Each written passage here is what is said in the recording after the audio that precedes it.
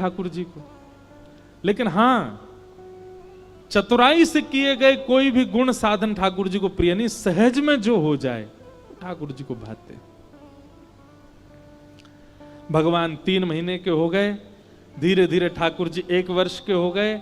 गर्गाचार्य जी ठाकुर जी का नामकरण संस्कार करने के लिए आए। गर्गाचार्य जी महाराज जैसी आए, गर्गाचार्य जी नामकरण के लिए बैठे तो रोहिणी मैया लाला को लेके बैठी ठाकुर जी को, और यशोदा मैया अपनी गोद में बलराम जी को लेके बैठी, देखने के लिए गर्गाचार्य जी कुछ जानते हैं कि नहीं। गर्गाचार्य जी महाराज ने यशोदा मैया की गोद में बलराम जी को जैसे ही देखा, देखते ही कहा मैया ये आपका लाला नहीं है। तो बोले कौन है? तो अयम ही रोहिणी पुत्रो रमयन सुहृदो गुणै आख्यास्यते राम इति बलाधिक्याद्वलम विदु। मैया ये रोहिणी के लाला है। यशोदा मैया बोली हम तो आपकी परीक्षा ले रहे थे, आप तो सब जानते हैं। बोली इस बालक का नाम मैं राम रखता हूं, पर बल की अधिकता होने के कारण पूरा विश्व इसको बलराम कह करके पुकारेगा। और रोहिणी मैया की गोद में बैठे हुए ठाकुर जी को जैसे ही देखा, गर्गाचार्य जी के नेत्र खुले रह गए, मुंह खुला रह गया, सांस रुक गई, हाथ वाथ सब ऐसे स्थिर हो गए मानो जैसे कोई शव, ऐसे शव के भांति हो गए। क्यों?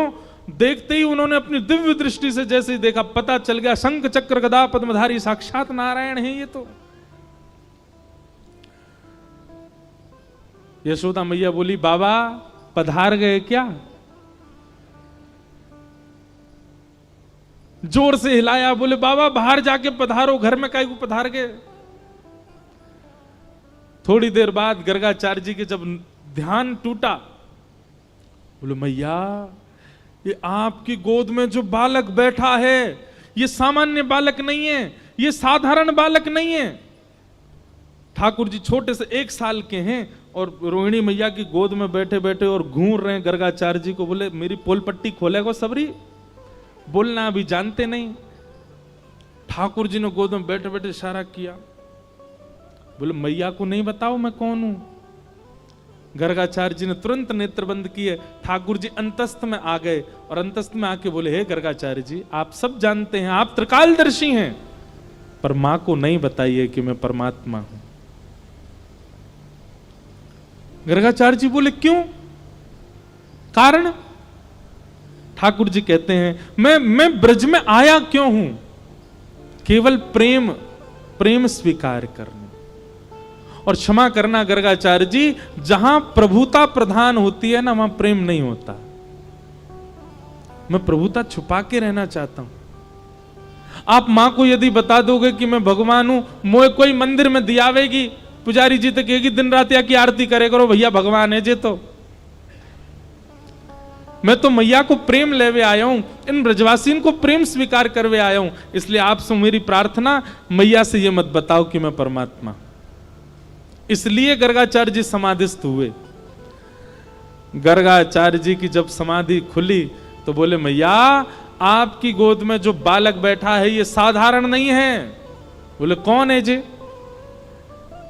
बोले नारायण समो गुणैः।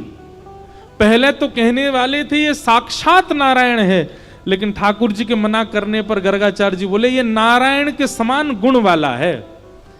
अगर कुछ अद्भुत करे, अप्रतिम करे, तो आप यही समझना कि इसमें नारायण जैसे लक्षण हैं। या को नामकरण तो कर दो कछु। बोले मैया आपको ये लाला कभी शुक्ल वर्ण का हुआ, कभी रक्त वर्ण का हुआ, कभी पीत वर्ण का हुआ, इस बार इसका जो वर्ण है वो कृष्ण है, इसीलिए इदानिम कृष्णताम गतः। आपके इस बालक का नाम मैं कृष्ण रखता हूं। बोलो बाल कृष्ण लाल की। कृष्ण शब्द का अर्थ क्या होता है? एक अर्थ तो कृष्ण का मतलब होता है वर्ण, वर्ण यानी कि कॉम्प्लेक्शन। ठाकुर जी थोड़े सांवले हैं, वैसे ठाकुर जी का रंग आज तक कोई बता ही नहीं पाया कैसा है। ठाकुर जी को कोई नीला बताता है, कोई सांवला बताता है, कोई काला बताता है, पर नहीं, इन सबसे परे हैं ठाकुर जी। कृष्ण वर्ण है। कृष्ण वर्ण की खोज आज तक हो ही नहीं पाई कि वो वर्ण कैसा है। ठाकुर जी अद्भुत है। और कृष्ण शब्द का दूसरा अर्थ होता है जो किसी भी रूप में आपको अपनी ओर कर्षित कर ले, उसका नाम है कृष्ण। आप देख के भी उनके हो सकते हो, सुन के भी उनके हो सकते हो, हर स्थिति में आप उनके बन जाओगे, इसलिए उनका नाम कृष्ण, भगवान का नाम कृष्ण रखा गया। अब ठाकुर जी को नामकरण है गयो कृष्ण। मैया दुनिया भर के नाम बोलती है, लाला, कन्हैया, कनुआ, गोपाल, गोविंद, माधव।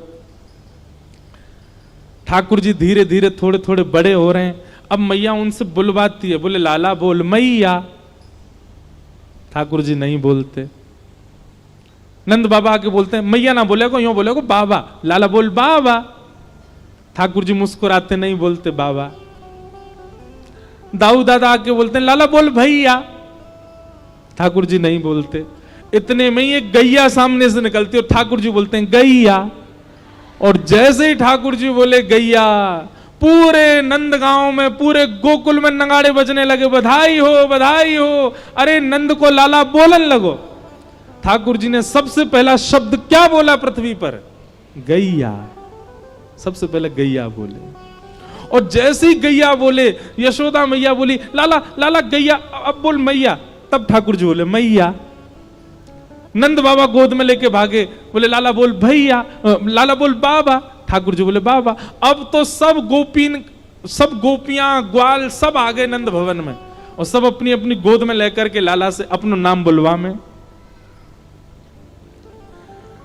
अब गोपियों के बड़े विचित्र नाम। एक गोपी को नाम चारुलता। अब वो कह रही है ठाकुर जी से बोल चारुलता।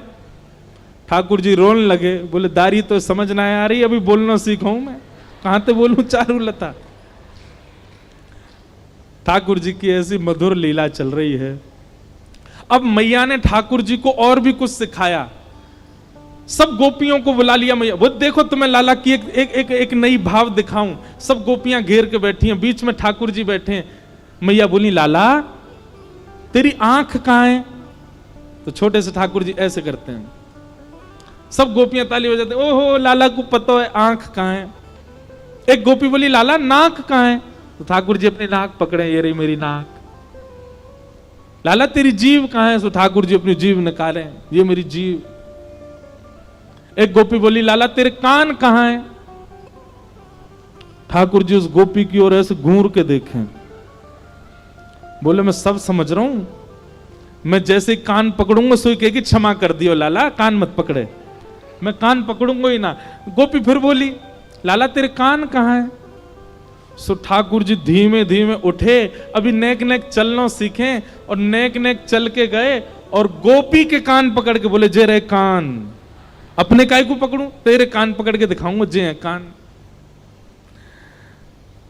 ऐसे ठाकुर जी की मधुर लीला। धीरे धीरे आकाश में 33 कोटि देवता खड़े होकर के ठाकुर जी की बलैया लेते हैं, यशोदा मैया के चरणों में प्रणाम करते हैं, ब्रजवासियों को वंदन करते हैं। धन्य हैं आप सब ब्रजवासी, जगत नियंता जगदाधार त्रिलोकी नाथ आपके साथ इतना प्रेम बांट रहे हैं। आहा, ठाकुर जी मधुर लीला करने लगे हैं। अब मैया